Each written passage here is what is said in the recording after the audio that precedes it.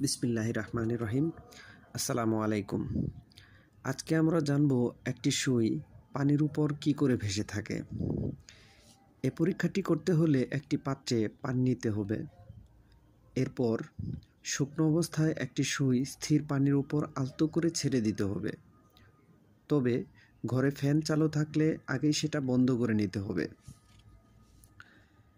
এরপর লক্ষ্য করলে দেখবেন পানির উপর যখন সুইটি ভেসে থাকে, পানি ও সুই যেখানে স্পর্শ করেছে ঠিক সেখানে পানির তল কিছুটা বেঁকে গেছে। এটা মূলত ঘটে পানির অণুগুলো পরস্পরকে আঁকড়ে ধরে থাকার কারণে এবং সুইটিকে ধরতে না চাওয়ার কারণে। এ কারণে পানির উপরিতলে একটি টান টান ভাব থাকে এবং একটি পাতলা পর্দার মতো মনে হয়। এই ঘটনাকে তল টান বা পৃষ্ঠ টান বলা হয়।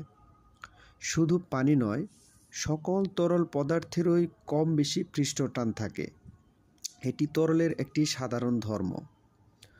পদার্থবিজ্ঞানের ভাষায় কোনো তরলের পৃষ্ঠে একক দৈর্ঘ্যে যে পরিমাণ এই টান বল থাকে তাকেই পৃষ্ঠটান বলা হয়।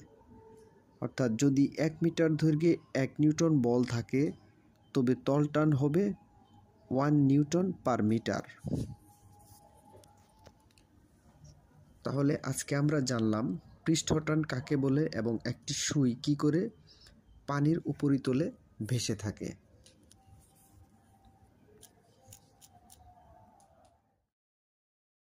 আজকে এ পর্যন্তই।